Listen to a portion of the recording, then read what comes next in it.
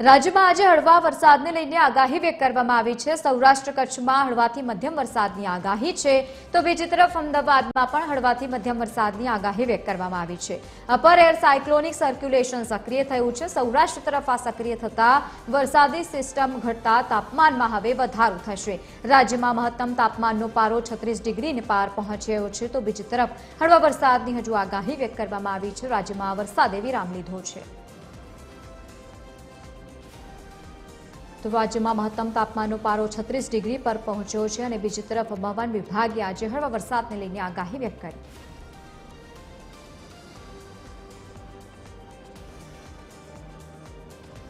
સંવાદદાતા અભિષેકસિંહ વાઘેલા આપણી સાથે લાઈવ જોડાયા છે। અભિષેક, એક તરફ તાપમાનમાં પણ વધારો થઈ રહ્યો છે અને બીજી તરફ હવામાન વિભાગે આગાહી પણ વ્યક્ત કરી છે વરસાદની, શું વધુ પરિસ્થિતિ અત્યારે સામે આવી ગુજરાત? બિલકુલ લવલીન, વાત કરીએ તો શહેર સહિત રાજ્યભરમાં ધોધમાર વરસાદ જોવા મળ્યો હતો। 4 જેટલી વરસાદી સિસ્ટમો સક્રિય થઈ હતી અને હવે એક પછી એક વરસાદી સિસ્ટમ જે છે તે નિષ્ક્રિય જોવા મળી રહી છે અને તેને લઈને વરસાદ ક્યાંક પાછો ખેંચાયો હોય તે પ્રકારનું જોવા મળી રહ્યું છે।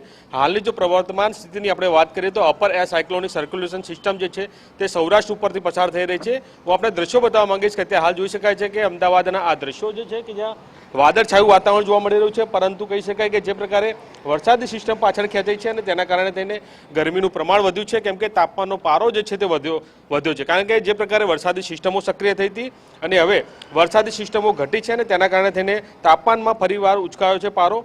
સાથે સાથે વાત કરીએ તો જે પ્રકારે રાજ્યમાં હળવાથી મધ્યમ વરસાદની આગાહી કરવામાં આવી રહી છે, જેનું મુખ્ય કારણ સૌરાષ્ટ્ર કચ્છમાં જે પ્રકારે સિસ્ટમ સક્રિય થઈ છે, અપર એર સાયક્લોનિક સર્ક્યુલેશન જે સક્રિય થયું છે ને તેના કારણે થઈને અત્યારે હાલ રાજ્યની જો આપણે વાત કરીએ તો મધ્યમથી સામાન્ય વરસાદની આગાહી જે છે તે કરવામાં આવી રહી છે। સાથે સાથે વાત કરવામાં આવે તો જે પ્રકારે સાયક્લોનિક સર્ક્યુલેશન સિસ્ટમ સક્રિય થઈ છે તેને લઈને અમદાવાદ, ગાંધીનગર સહિતના મોટાભાગના જિલ્લાઓની જો આપણે વાત કરીએ તો સામાન્યથી મધ્યમ વરસાદ પડે તે પ્રકારની શક્યતા જે છે તે દર્શાવવામાં આવી છે।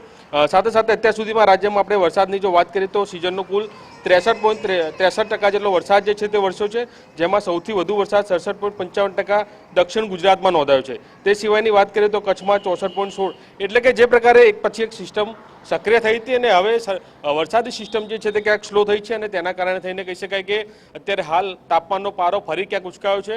અત્યારે હાલની જો આપણે તાપમાનની જો આપણે વાત કરીએ તો તાપમાનનો પારો 35થી લઈને 36 ડિગ્રી સુધી તાપમાનનો પારો ઉચકાયો છે અને તેને લઈને કહી શકાય કે મોટાભાગના શહેરોના તાપમાનના પારા જે છે તે 30થી લઈને 35 સુધીની આસપાસમાં તાપમાનનો પારો નોંધાયો છે। એટલે કે હવે કહી શકાય કે જે પ્રકારે આગામી દિવસોમાં અત્યારે હાલ જે પ્રકારે વરસાદી સિસ્ટમ નબળી પડી છે અને તાપમાનનો એક બાજુ પારો ઉચકાયો છે, સાથે સાથે અપર એર સાયક્લોનિક સિસ્ટમ જે છે તે સક્રિય થઈ છે, જેના કારણે સામાન્યથી મધ્યમ વરસાદ પડે તે પ્રકારની સંભાવના દર્શાવવામાં આવી છે। સાથે સાથે આજે અમદાવાદ અને ગાંધીનગરની જો વાત કરીએ તો છૂટો છવાયો ક્યાંક વરસાદ પડી શકે તે પ્રકારની સંભાવના હવામાન વિભાગ તરફથી વ્યક્ત કરવામાં આવી છે।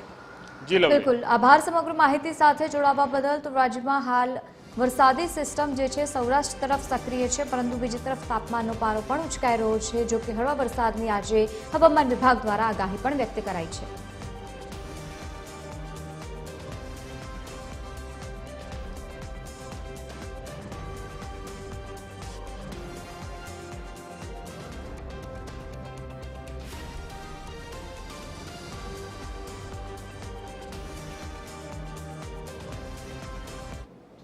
ही जो बारिश का स्थिति है, बारिश इतना ज़्यादा नहीं हो रहा है और जो टेम्परेचर है अभी मैक्सिमम टेम्परेचर 36, 20 और मिनिमम टेम्परेचर 27 के आसपास हम अभी फोरकास्ट भी दे रहे हैं।